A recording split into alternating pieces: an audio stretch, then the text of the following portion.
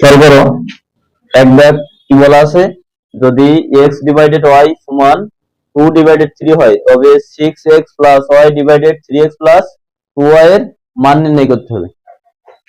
এটা নৈর্ব্যক্তিক আকারে আসবে, যখন আসবে তখন আমরা এই দেওয়া আছে এটা ধরে এর মানটা বাইর করে নেব। খেয়াল করো, এক ব্যাখ্যা এভাবে রাফে করে নিতে হবে। এক্স ডিভাইডেড ওয়াই সমান 2/3, বা যেহেতু আমার এক্স এবং ওয়াই আছে তাহলে এক্স এবং ওয়াই এর মানটা বাইর করে নেব। এখানে খেয়াল করো, এক্স এর মান এখানে কি বোঝা যাচ্ছে, 2। এক্স এর মান কি 2, আর ওয়াই এর মান কি 3।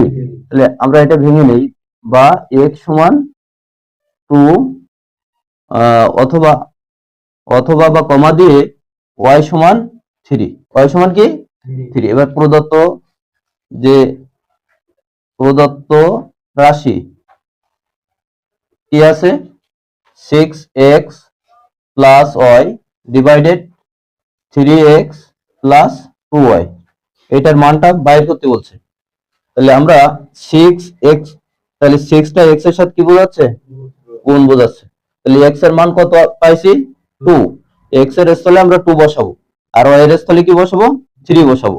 নিচেও একইভাবে বসাবো, তাহলে 6 ইন্টু 2 প্লাস y এর স্থলে কি বসাবো, 3 ডিভাইডেড 3 ইন্টু x এর জায়গায় বসাবো 2 প্লাস 2 ইন্টু y এর স্থলে কি বসাবো, 3। তাহলে কি হচ্ছে, 6 দুনো কত, 12, 12 প্লাস 3 ডিভাইডেড 3 দুনো 6 প্লাস 6। তাহলে কি হচ্ছে, 12 আর 3 যোগ করলে কত হচ্ছে, 15। 15 ডিভাইডেড 6 আর 6 যোগ করলে কত হচ্ছে, 12। এবার উপর নিচে ভাগ করো, 15 কে 5 দ্বারা ভাগ করো, 3 বাসা 15, ভাগফল কত থাকে, 3। আর 12 কে আমরা যদি না সরি, এখানে 15 কে 3 দ্বারা ভাগ করতে হবে, কত দ্বারা, 3। তাহলে কত হয়, 3 বাসা 15, 3 4 12।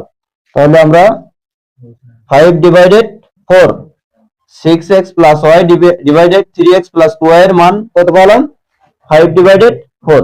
এটা যদি অপশনে থাকে চারটের মধ্যে তাহলে এইটা হচ্ছে অ্যান্সার হবে। বুঝতে পেরেছো?